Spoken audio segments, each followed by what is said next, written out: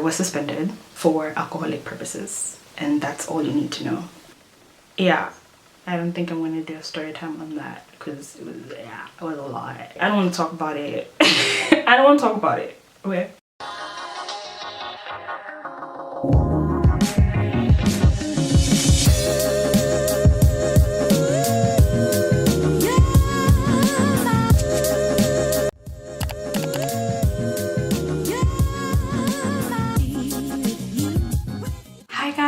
Welcome back to my channel. Shago Tracy, back again with another video. You already know what it is. It's been a minute as per usual. Oh my gosh, my hair is just not cooperating right now. Right, so I know it's been a little while. I haven't been online. I did already have kind of like videos that I wanted to do lined up, so I'm just going to continue with that arrangement. The first thing that I had lined up was to talk about my graduation. So your girl is a graduate now. Graduated officially last year. Graduating is obviously like a big deal for everyone. It was an extra big deal for me because I've had an extremely tumultuous academic journey. A lot of ups and downs, a lot of lows. I felt like it was really important for me to share this information on my channel because I'm all about encouraging other people and utilizing my experiences for the sake of others, right? So that people can learn from what I've been through, so that people can grow from what I've been through, and so that people can just remain kind of like encouraged throughout whatever circumstance or experience that they're currently going through. I've never really shared this on my channel because I was kind of still going through it, but I think now that I am officially a graduate, I feel like now is a safe time to share. I'm just gonna get into this, right? I finished high school in 2012.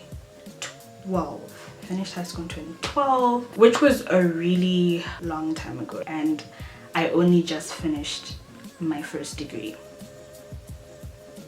Like there's no like one reason why it took so long. It's kind of like a lot of reasons in one bowl, and I'm gonna try and like break it down really quickly. So coming out of high school 2012, I want to say the last year of high school is when I really like gave my O levels my all, because before that I was pretty much kind of sort of playing but not really. I was so innocent in high school, you guys. Like, yo, every time I think about my high school days, I'm just like, oh wow, who is she? Or did she go? I was super focused, especially that final year. I didn't want any C's on my certificate, and she didn't get any. I was such a focused babe. There was just like a fire in me that I had back then. I don't think I've ever experienced anything like that since then. At that point, I'm like, I want to do law. I want to go to law school. At first, I wanted to do my A-levels, but my parents, because listen, now while I was innocent in high school, yeah, I still would get into a lot of trouble. Wasn't related to alcohol, wasn't related to drugs, nothing like that. No boys, nothing. I only kissed one guy, and that was like in grade 7.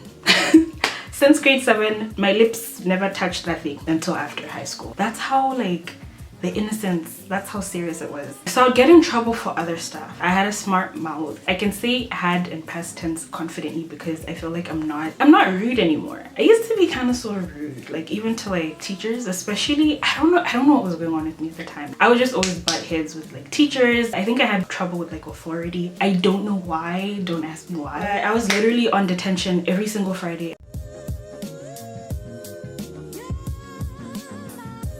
In high school. This is again no alcohol, no drugs. This is just me by myself sober, and me getting into trouble has kind of like been a theme throughout school, and y'all are gonna understand what I'm talking about, okay, in a little bit. So yeah man, I'm focused. I'm doing extra like classes after school on weekends. Like I don't do lunches with friends. I don't do movies. I'm not going out to parties. I'm doing none of that. So my grades come out, not all straight A's, but I did get pretty good grades if I do say so myself. I've been wearing specs all these years, and I still have this bad habit of like touching the lens when I'm talking, when I'm like pulling my glasses up. So yeah, like it's all smudged and I can't see and it's annoying. I got pretty decent grades. I don't want to see on my certificate, and I didn't get, like, I feel like I did achieve my goal, but I wasn't able to get into law school. What had happened was, the time that I'm applying for my law degree, the cut-off points. Your cut-off points are like the maximum amount of points that you're allowed to have in order to qualify for a specific program. Different programs will have different cut-off points. The time that I was applying, cut-off points for law school were 45, which is exactly what I got. And a couple months passed after I've applied. Our names were in the newspaper is what I remember, but I heard it first from my mom. So my mom calls me and she's like, yeah, like you got accepted into UB. And I'm like, you know, it's like, I'm not like surprised, right? Because to me it was pretty simple math. I got 45, cut-off points of 45, obviously, right? So she's like, yeah, you got into UB and you were selected for accounting. And I'm like, what do you mean accounting? Mind you, I used to hate accounting. I struggled with math quite a bit. I had to really push myself. That's why I pushed myself so much. I ended up getting a B in both accounting and math, but those weren't my strongest suits. So when I put accounting, because you're supposed to make like 3 different options when you're applying. My first option was law. Second option was finance. My last option was accounting. The only reason I put accounting, to me it was kind of like, haha, I've got an B for myself. Guys, I used to get like 14%. At the beginning of Form 5, I was getting 14, 20% in accounting. Like, that's how bad it was. It was more so like, it was like me heckling the accounting course. Like, I'm done with you. I remember even like tearing up my accounting books, like after application. Like, I was just so sure that I was gonna get into law school. Jiggy jiggy! God the whole time was looking at me like, child. And I always say how like my third option could have been anything, guys. Like, my third option could have been watching grass grow. I'm not even gonna lie. I only put it just. I was certain, like 45, like obviously, right? And my mom was telling me, nah, be like, it's accounting. And I'm like, what do you mean? And then like I go and like check out the information because it's not making sense, right? They changed finance and law. Both of them were at 45. They changed both of them to 46 from 45. And that's the only reason why I didn't get into law school. A single point. So this is me now. School starts August, University of Botswana. This is me now, like leading up to August.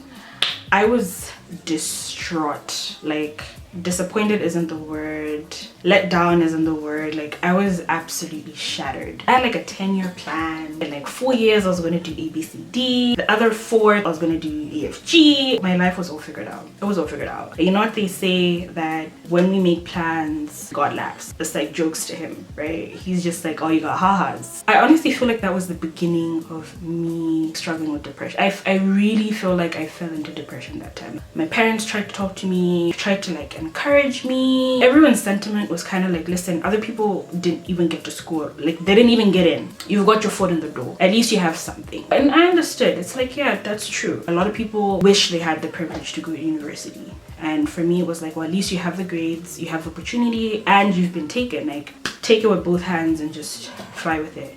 Mind you, I just told y'all, I ripped my accounting books. Like, I had a very bad relationship with accounting. Horrible. I really had to push myself beyond belief to get even the B that I got. Doesn't mean that, oh, like, you know, she wasn't that bad. I was, listen. So to be told that now, like, the rest of my life, my career, the next 4 years is me again dealing with accounting, it was a lot. Within myself, it was like, listen, I know it's a challenge that I don't want to take up. This is not what I saw myself doing. I have no passion, zero passion for accounting. Zero whatsoever. I was so angry. I was angry at the world. I was angry at myself. I was angry at UB. I don't even know who at UB. Like, I was just angry at the entire institution. I was angry at God. I was just pissed. Like, it was like, yo, I worked hard. I did all these things. How come I still didn't, you know? Meanwhile, other people are going off and doing what they had planned to do. So I ended up going for this accounting degree. First year, I'm playing, guys, like games. Yeah, I was playing games. I just do not care for anything. I'm just like, forget everybody. Ended up failing. First year was expected. It's called FD in Botswana. I don't know what they call it in other places. In Malawi, it's called weeding. So I got weeded the first time. So you go fails the first time. I feel like I got my wake-up call after that first time. I was like, whoa, like this just got real. I am the one that's failed. Me, weeded, me. Between 2012, end of 2012 and 2013, my life just did like a, my village people just were working overtime. So it's exhausting even just talking about this. I felt like the first time, wake up call, I'm like, shoot, I have a chance to go back. Not just a chance because UB lets you, but because my parents are still in the position to pay for my fees. So I go back. This time I'm in, right? Like this time I'm in it to win it. Unfortunately, my GPA is my GPA. My mentality is still my mentality. Like at this point, it's like, yo, I'm gonna try. But I still don't have any, it's not like I just grew passion because I failed. I still don't have any passion for accounting. At that point, it was just me trying to be like, yo, you need to just do what you need to do at this point. Like if you were able to do it once, you can do it again. Granted, I had like 3 more years, right? Because I failed in my second semester. So second semester, first year. So it's like I still have 3 years, but you can do it. You know, I really like talked myself into, I was like, you can do it, you can make it happen. I remember started like looking into accounting and like the different careers at this point. I told myself I was going to do ACCA. I was going to get my ACCA certificate after my degree and all of that. So I was like proper like into it the second time around. Lo and behold, I failed again. A second time. At this point now, it's like, am I dumb? You know what I mean? It's like, yo, am I really like this stupid though? I wasn't able to get into law school. Failed the first time, even if it was because I was playing. This time I'm actually trying. I still failed. And I think the second time it really like played a toll on like my self-confidence, like intellectually anyway. I feel like I also felt a bit of relief when I saw that I failed the second time. It was a really weird feeling. It was relief that came with a lot of other like complicated emotions, because it's like, yo, all the money that my parents have spent so far down the drain. I still don't want to do this, you know. I don't want to disappoint them. I've already felt I've disappointed them, but it's like I don't want to like fight them, because with my dad saying I should go back, at that point I'm like, I know this is not gonna work, because I was like third year, like failed again my third year. So he's like, no, like you're pretty much already done. You could still go back because I have that option, right? It's like you go back, just finish, get this degree. And then when you're done with that degree, like when you've gotten that out of the way, then we can then figure out how you can still do law school, blase blase. But at this point, it's been 3 years, like I really don't care for law anymore now. I'm low-key feeling lost at this point. Now I'm like at square zero. I don't know what to do. I don't know where to go. Like I don't know what I want to do with my life. So I had a conversation. I was like, you know what? Fine. You want to start over? Cool. But this time, make sure you're actually doing something that you want to do. And make sure that you really give it your all. Now I'm really like downsizing the conversation, okay? If anybody has a Malawian father, and I'm talking about like traditional Malawian dad, grew up, born, raised and bred in the village, so he's like no nonsense, believes in hard work, very principled man. So you can imagine the type of conversation that we had, and this is me failing my second time. Okay, so anyway, so we look for schools, yada yada yada. Long story short, I end up at Solusi University. Honestly, Solusi University was a punishment, let's be honest. A well-deserved one, but it was a punishment. That's how I see it. But anyway, neither here nor there. So I decided I want to do real estate, but I figured, okay, they don't have real estate at Solusi, so I'm gonna try and find a kind of like a stepping stone course or stepping stone program. And that was marketing for me. Went there, got my marketing degree 4 years later, and yeah, this is me. This is God.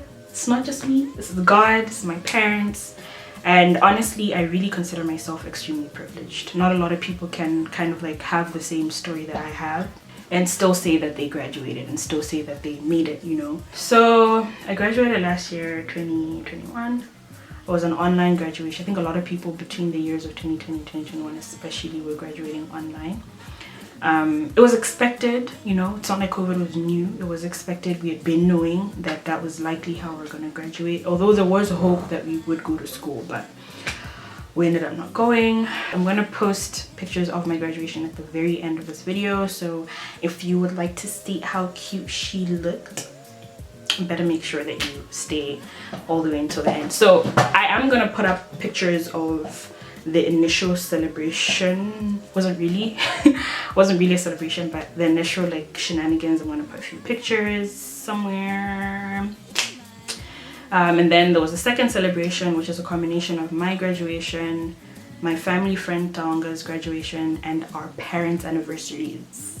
Yeah, but it was a lot of fun. Really made up for the initial celebration, because that wasn't it. It wasn't it. I was super upset on my day. Like, not upset, I was happy, but it was just so underwhelming.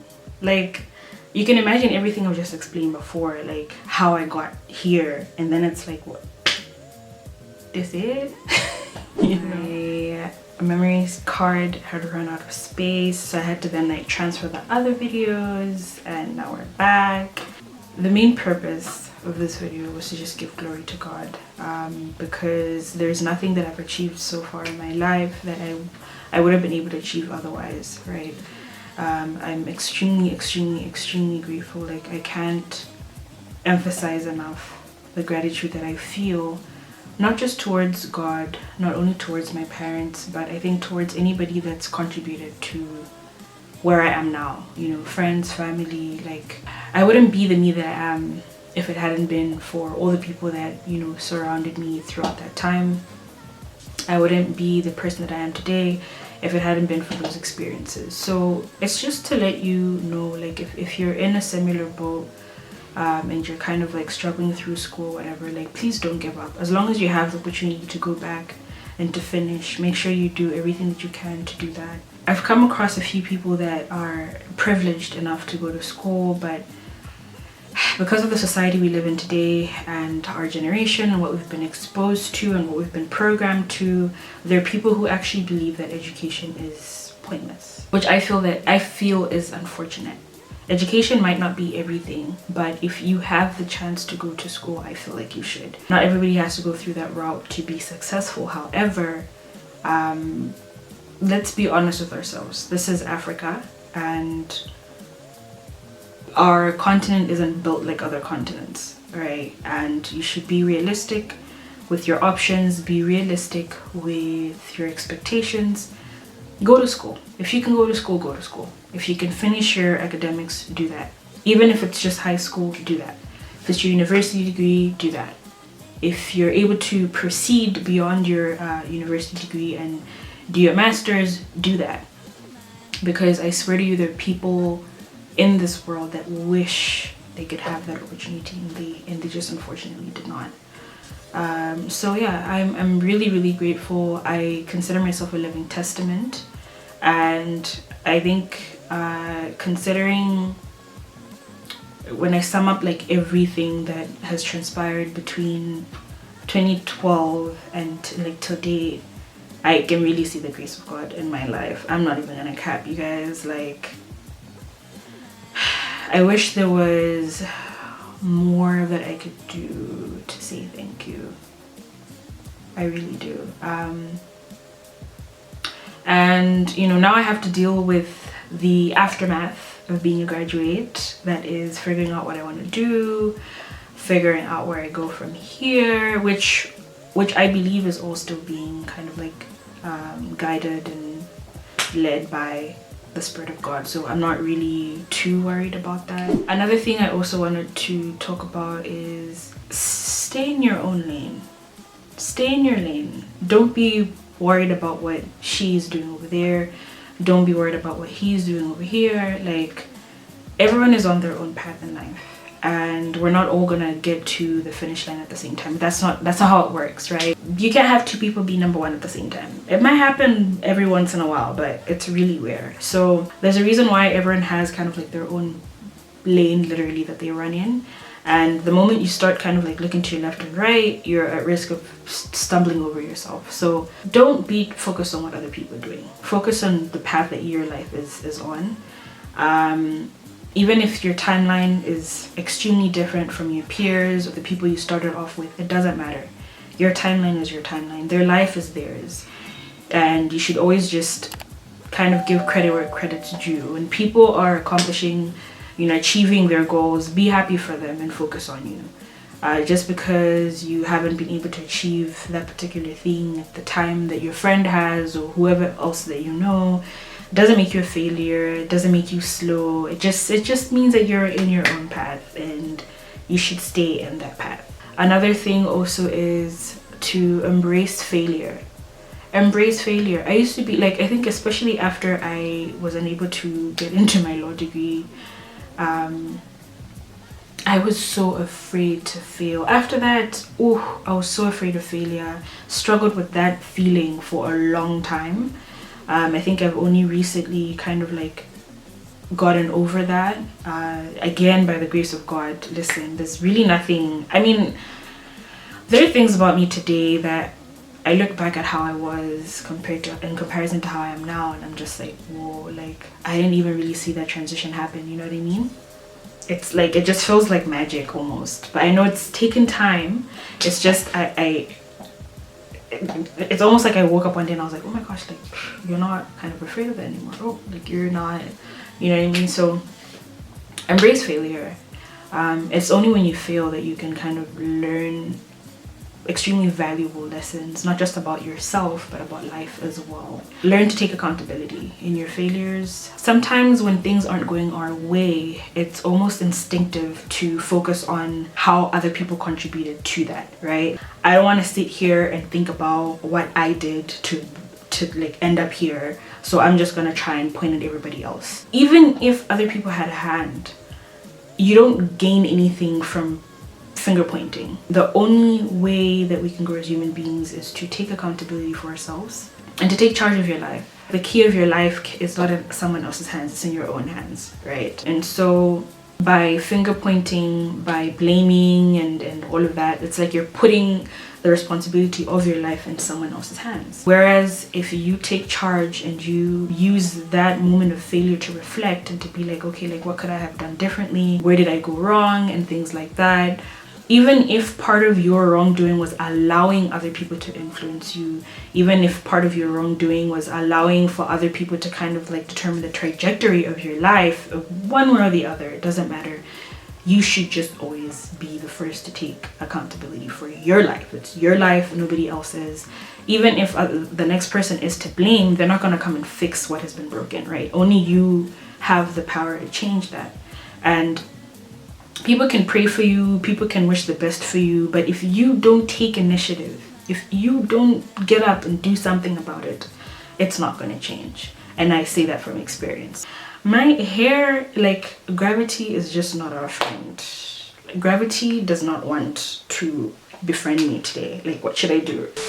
Just make sure that you're doing the best that you can in your capacity. And even if at your best it fails, at least you know that you tried and you can pick yourself up and move on to the next thing. But do not be afraid of failure. Embrace failure, and always be deliberate about your L's. Be deliberate with the L's that life hands you, right? Because they're not just losses, they're also lessons, as cliche as that sounds, but it really is true. Out of every kind of like unfortunate circumstance for the past like 12 years, in every single situation, now I can look back, and I think it's because I'm also older, obviously, but I can look back and really like retrace my steps and see where I went wrong and see what I could have done to be better. And I'm able to now apply that even in just currently, you know, like anything that I go through now, immediately my initial instinct is, okay, what did I do? Right? What did I do? What could I do to like improve it? Moving forward, how do I ensure that I don't land myself in that same predicament? You know what I mean? So it's been a long time coming, but like I said, I don't think I would be who I am today if it hadn't been for any of that stuff. So I would do it all over.